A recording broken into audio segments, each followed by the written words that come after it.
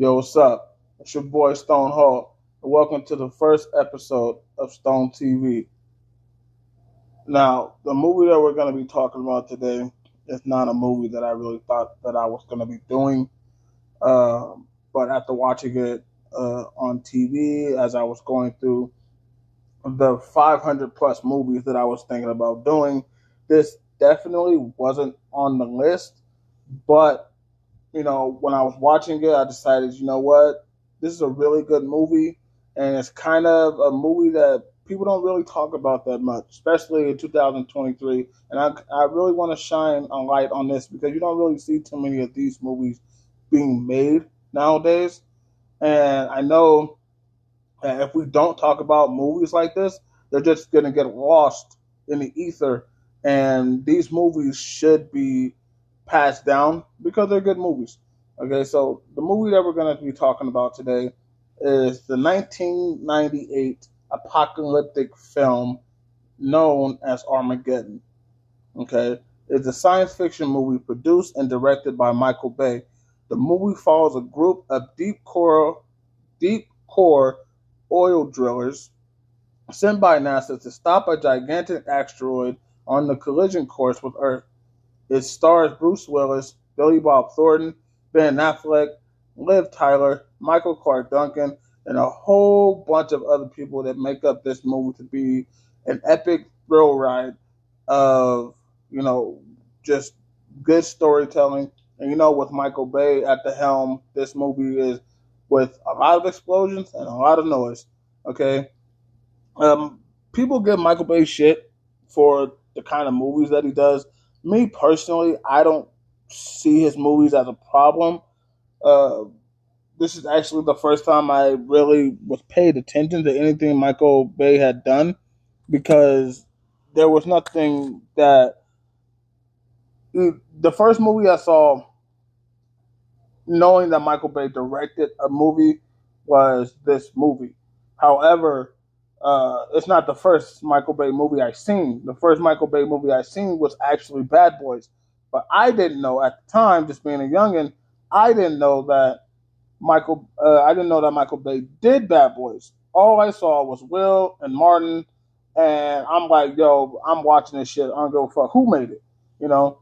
But seeing this movie and seeing his name come across the screen or whatever, that was the first time I really was paying attention to it because the movie kind of freaked me out a little bit that it was apocalyptic. And I think, if I'm not mistaken, it's probably my first apocalyptic movie that I've ever watched.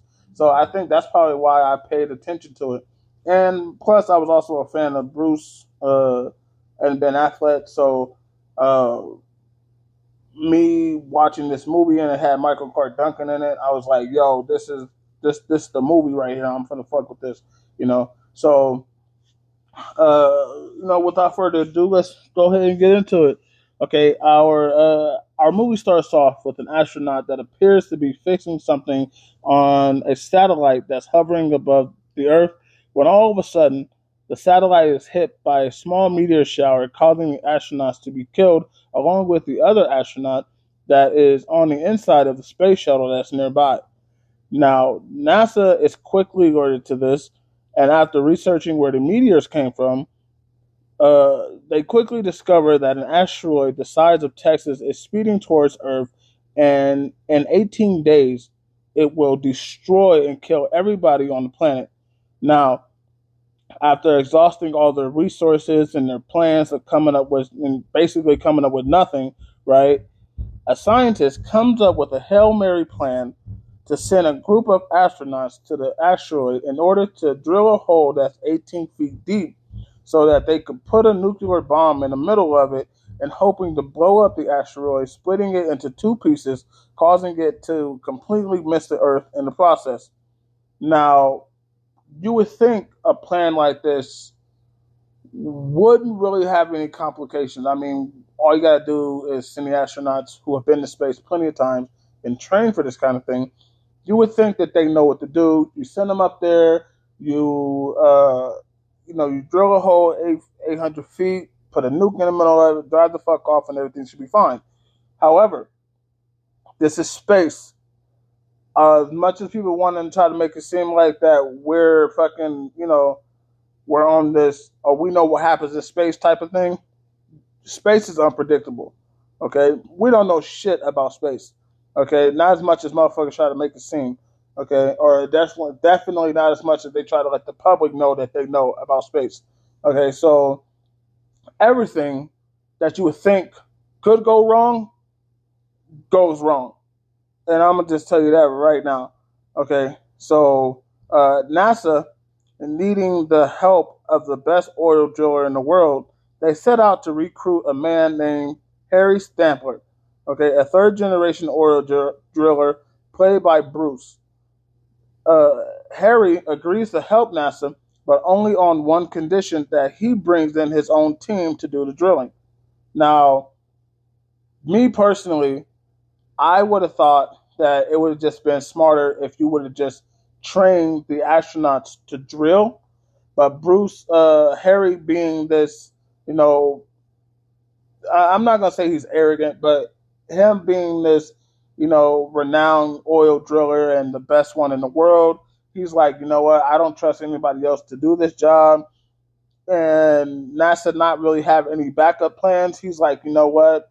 If we only got one shot, I'd rather be the one to fucking go up there and do it. Which kind of makes sense because, if if you don't know if the motherfuckers who you're sending up there actually know what they're doing, it's one thing to be an astronaut. It's another thing to be an astronaut and a driller. You get what I'm saying? So if you don't really know what you're doing, it's probably not really going to be a good idea for you to send a bunch of motherfuckers up there and hope that they know how to reach 800 feet within 8 hours. Because that's how long they have to fucking drill this hole. They only have 8 hours to do it. Okay? So, Harry's like, you know what? I'll do it, but I got to bring my own team. Okay? NASA agrees and says, go ahead, pick your men, and we will train them how to be astronauts. Instead of teaching the astronauts how to drill, they are now going to teach a group of oil drillers how to be astronauts in the terrain that they've never been in. Yeah. So, like I said, everything that you would think could go wrong is about to go wrong. AJ Frost, a young hotshot played by Ben, who has been dating Harry's daughter, Grace, despite Harry's objections and his disliking for the young kid because he's reckless. He doesn't like to listen. And after being caught with his daughter in his bed and trying to take shots at him, despite all of that, Harry knows that AJ is probably the second best oil driller on his team. So he recruits him and he becomes part of the team. Now, over the next 12 days, okay, because they're having these 12 days to prepare in order to do an 8-hour drilling on a fucking asteroid that's heading to Earth. All right. Over the next 12 days, the oil drillers are trained to become astronauts with a fellow astronaut known as Willie Sharp. Okay, Willie Sharp is a pilot who will pilot this armadillo tank machine that has like this drill attached to it. The armadillo is called the Freedom. One of the two shuttles. My bad. I'm sorry. Hold on.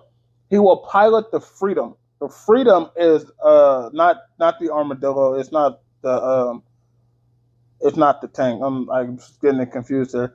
The Freedom is a shuttle, like a space shuttle that he's going to be flying. Okay, it's one of the two space shuttles that will be flying the astronauts to the asteroid, and the other being named the Independence. Typical fucking American, saving the world names, independence and fucking freedom. Two things that they really don't even fucking stand for, but we're gonna move on. Before leaving the planet, okay, and after being trained to make this Hail Mary ass mission, AJ asks Grace to marry him, to which she accepts, but Harry's like, nah, he still ain't fucking with that shit because like I said, he don't really like dude. Now I want to point out, okay, I mentioned before that Harry already caught AJ and Grace in bed together while they were on the oil rig before even being recruited by NASA. Harry sees this and starts to take shots at him while they're on the oil rig with a shotgun, and he basically tries to kill him, and not succeeding in killing him, he decides to fire him instead. His daughter says, "Okay, well, fuck it then. I quit. I'm a grown woman. You can't fucking tell me what to do," type of thing. And you immediately get this, immediate with the little bit of dialogue that they had. You get that Harry hasn't really been a good father towards Grace. Especially that he's a single father. Their mom, I guess the mom like left her in him, and he raised her, but he wasn't like really like a good father, so to speak. And so Harry and the elders on his team, they kind of helped him raise Grace in this sense. So they're kind of like all, her, surrogate, they're kind of like surrogate fathers to her. Their oil team are, because they helped raise her or whatever. And Harry's just like, he just wants the best for his daughter at the end of the day. But you can tell that they have this estranged relationship to where, she's on this rebellion thing, and she doesn't even call him dad. She just calls him Harry. And he's like, "Yo, I wish you would stop calling me fucking Harry. Like, I've actually repeatedly to call me dad." And she's like, "I'm sorry, Harry. I'll call you dad basically when I fucking feel like it." And so he doesn't like them being together, but she's a grown woman. There's really nothing more that he can really do about it. And even the guys on his team are telling him that, look, you got to chill. She's a grown ass woman. She's very beautiful. People are gonna like her, and if you don't like that, then you should have had a son. You know, which that comment will play in when towards the end of this episode of what I just said. But yeah, you get a sense automatically that AJ, as good as he is rebellious. Harry and Grace, they have this estranged relationship.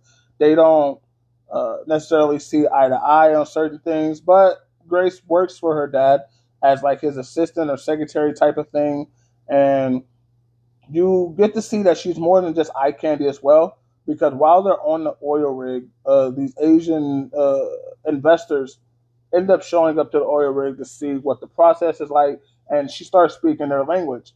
And so you can tell she's intelligent. She has some sense to her. She knows the business, but she's just like her own woman, and rightfully so. I mean, if your dad's not really been a good dad, how can he really tell you what the fuck to do? I mean, I know we all been there where, especially if we've had fathers that either they've been in their life or haven't been in their lives, they always try to think that they could still tell you what the fuck to do, but they really haven't earned the right to do so.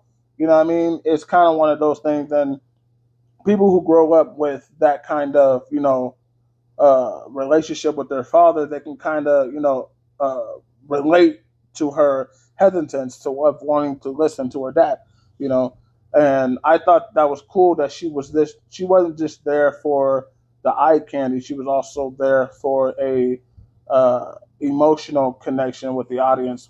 For me, when I was a kid, I understood that. Based off of my relationship with my dad, I know I understood that. But yeah, Harry and her, they don't really see eye to eye, but he loves his daughter and she loves him.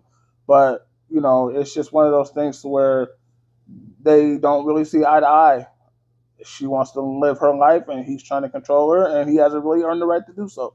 And so, and it's kind of like, I don't want to say she's using AJ as a way to be rebellious, because she does love AJ as well. But it's just one of those things to where you can it gives you a sense that she's only fucking with AJ because it bothers her dad a lot. But I don't know. They also have it made it seem like that she actually really is in love with him, so maybe she does. But I don't know. That's neither here nor there. I'm just saying, that's just kind of, the thing between Harry, AJ, and Grace. AJ is this hotshot, dope ass oil driller who, after he gets fired, opens up his own oil company or whatever.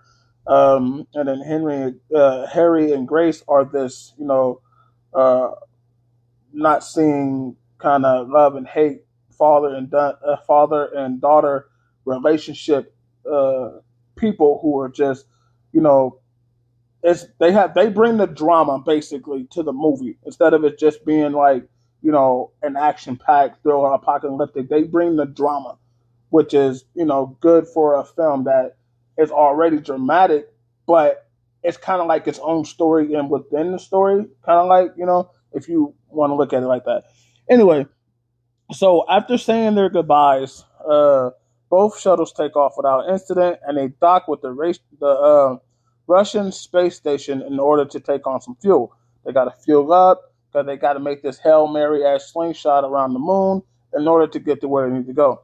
Now, during fueling, while they're filling up with gas and all that, a broken pipeline causes a leak and ignites the fuel rod, the pod on fire, causing AJ and a Russian astronaut Lev. I think his name is. I'm trying to pronounce his name.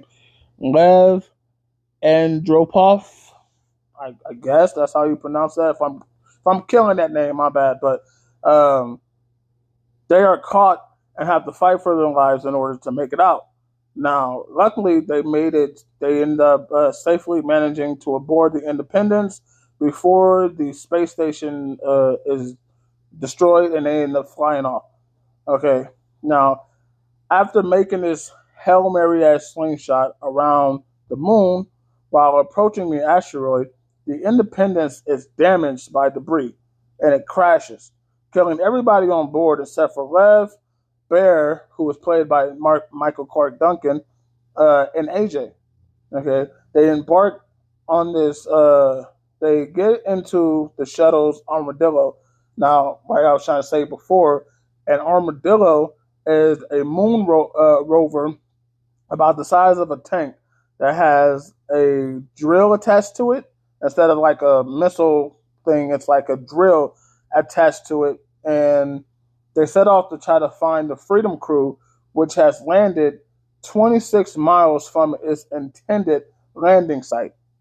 They were supposed to land in one spot, but because of the crash and everything, how everything happened with the Independence, it caused them to kind of get off course a little bit. So the Freedom ended up crashing in the wrong location. Okay, so when the drilling, they start the drill. No matter where they're at, they have to start drilling. Okay, they only have 8 hours to do it, so they start drilling. Okay, when the drilling goes slower than expected, Sharp's punk ass. Okay, I like this motherfucker was irritating me. And in the beginning, he was like irritating me because he was like hella arrogant and was really fucking with me. I wanted to punch this guy so bad, but Sharp's punk ass decided he wants to report to Mission Control that it is unlikely the team will reach the depth necessary to destroy the asteroid before the zero barrier. The zero barrier being the point where blowing up the asteroid will be pointless because it will still hit the Earth anyway. Okay, so fearing he may be right, the President of the United States decides to remote detonate the bomb from Earth immediately, which will cause total mission failure. Now, the President is dumb as fuck because before they left, okay, that's why they started this whole mission in the first place, okay, that he was just going to send a whole bunch of nukes up there and just try to blow it up. However, the scientists at NASA told him that if you did that, all you would do was waste a whole bunch of nukes for no fucking reason, and the asteroid would still hit the Earth, and then you would lose every chance that we had of destroying the fucking asteroid. So what does this dumbass motherfucker do? After going through all that plan and sending the motherfuckers up there and all this other shit and fearing that these motherfuckers is not gonna do it, he's a typical ass fucking dumbass president and decides, oh, I'm just gonna nuke it anyway, even though he knows there's gonna be a mission failure, regardless if they don't meet the requirements and they blow up the thing, it's not gonna do anything. You're gonna waste a whole bunch of nukes, kill everybody that's on the fucking asteroid with the nuclear radiation if they don't die from the explosion itself. Okay, and then you're still gonna kill everybody on Earth anyway. Like, stupid. So, knowing this plan, Sharp and Harry have a vicious argument. They start fighting. This motherfucker pulls out a gun and shit, trying to kill Harry. Harry's like, nigga, you're gonna have to shoot me because I'm not finna let you blow up this fucking this thing right here. I said I will get us there. I will get us there. Okay. Uh, they fighting. They going back and forth, but Harry ends up getting the upper hand and holds him down and says that, I can get us there. They agree to defuse the bomb and work together after Harry promises Sharp that he will accomplish the mission as he has never missed a mark in his entire career. Okay. That's why he's here. That's why you came to me. Okay. You hired me to drill. Let me fucking drill. Okay. I can do it. I'm the best in the fucking world. That's why you fucking brought me up here. Okay, let me do my fucking job. You know what I mean? So, which I really liked how Bruce Willis was like, motherfucker, nigga, I'm the best in this shit. Like, from the start, he was always like, I'm the best. Okay? I don't trust nobody else to do this shit. I get up here, now you trying to tell me I can't do my job? Nah, fuck that, nigga. We finna make this happen. You know what I mean? So, anyway, so, he promises that he's gonna hit the he's gonna hit the mark. He's never missed a mark in his career. Okay, but however, again, tragedy struck yet again when they fucking ended up hitting this gas pocket, killing the driver of the Freedom Armadillo, and them not knowing that the Independents are like, they don't know that the Independents is still alive. Okay, now they're like, oh shit, we don't have any other hope. This is our last drill. It just exploded. The Independence is gone. What are we gonna do?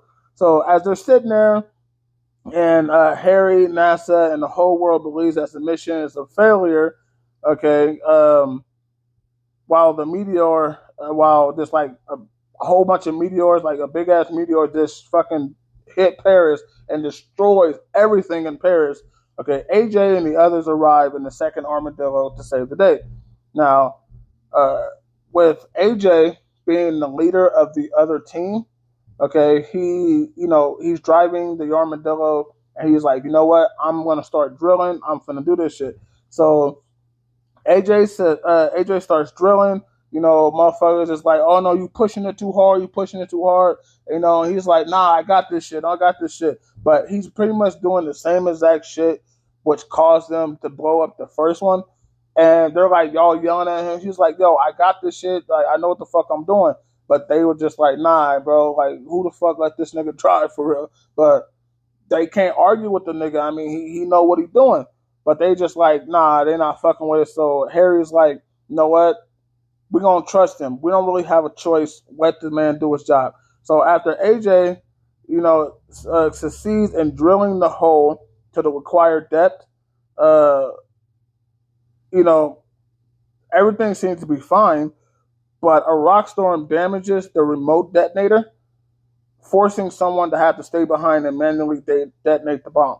Now, everybody's like trying to be Captain Save-A-Ho and like, save a planet, and it's all like, oh, I'll do it.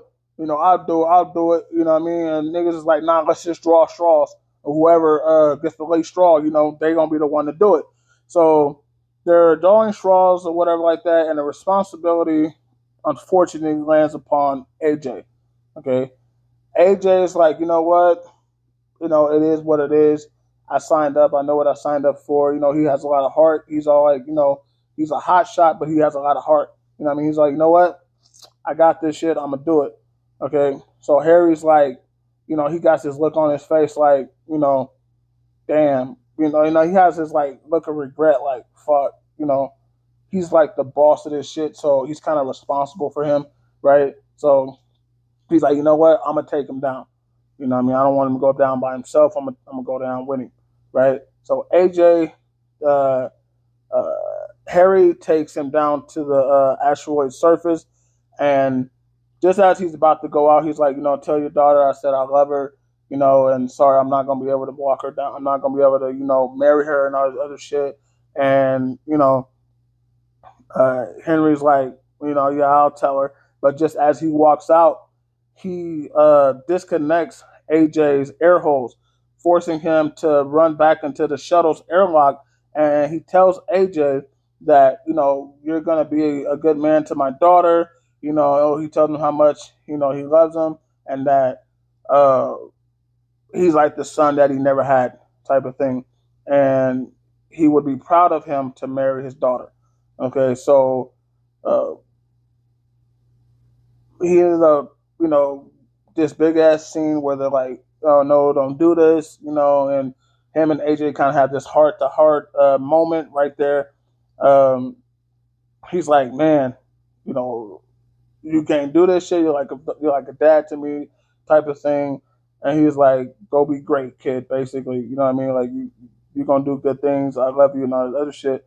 So uh, while the Freedom is getting ready to take off and all that other stuff, using the armadillo's camera, Harry starts crying, and he's speaking to his daughter, his last words to his daughter, and he tells her that uh, he loves her and he gives his blessing for her to marry AJ.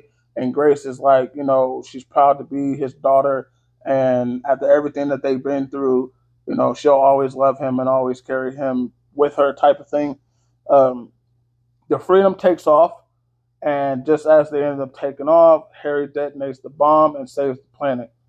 Now, towards the end of the movie, it's like, they ended up getting back on the ground, and the astronauts are reunited with their family members, and loved ones and stuff.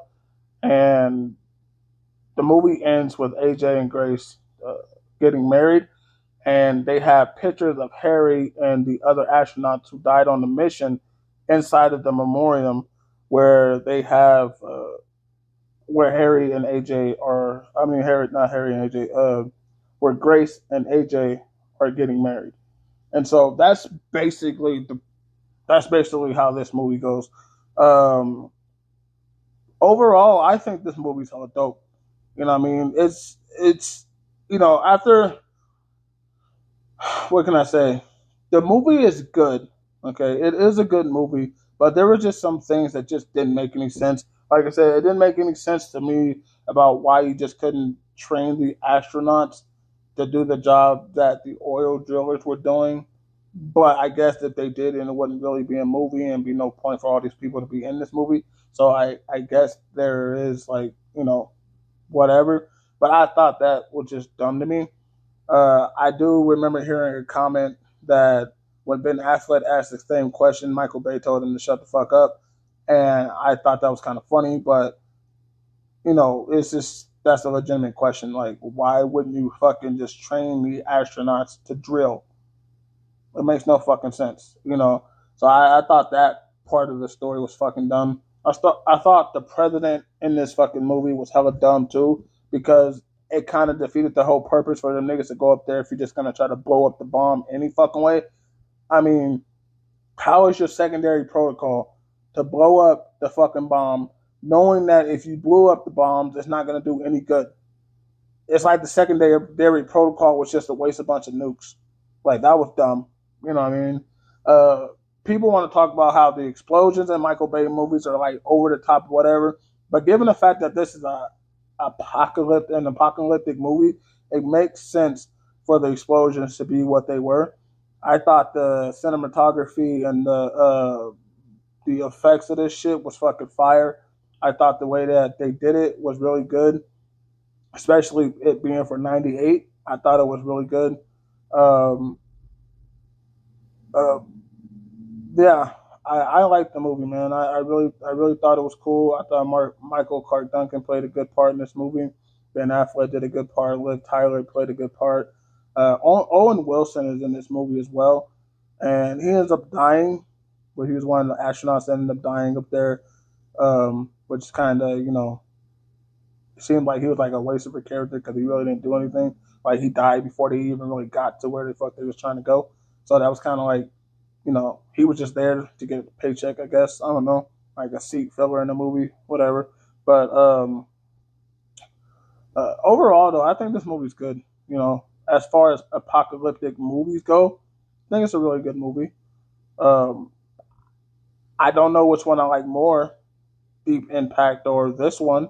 Honestly, I think they're both good movies, but obviously they both kind of mirror each other a lot. So when I do Deep Impact, I'm probably going to be saying the same about same kind of thing. But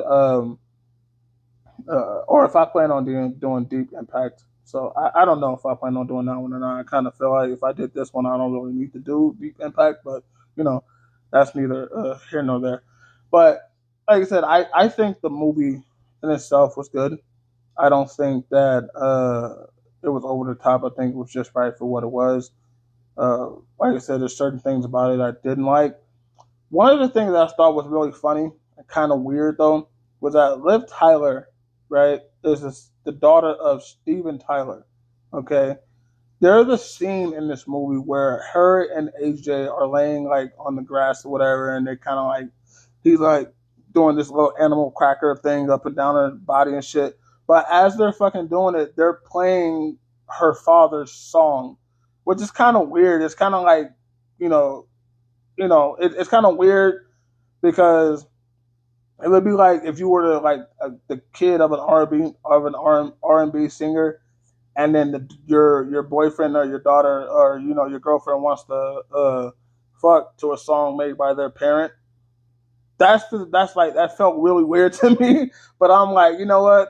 Whatever, bro. I mean, at the time, Steven Tyler was the shit. So that song that they were playing, you know, I guess it was like one of the hottest songs that we played because it wasn't the first time it was used in the movie. They used it in Con Air too, and I was like, you know, they must really love Steven Tyler, so it is what it is.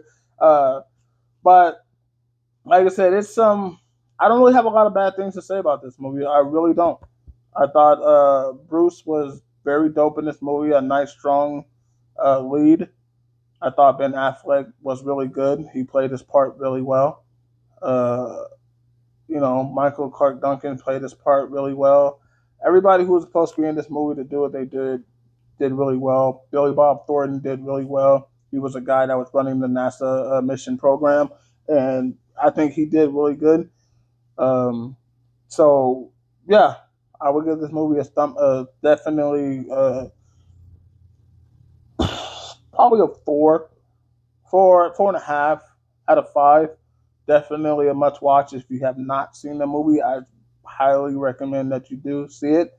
Um, and if you're a '90s baby like me and you grew up watching these movies, please pass these movies along because I can't wait to show my son this movie. He's a little young right now, but I think the movie's dope, in my opinion. So if you're not seen Armageddon 1998, directed by Michael Bay, you should watch it. It is a great movie. So thank you for listening. This is Armageddon. And if you, like I said, if you ain't seen it, fucking go watch it. Peace.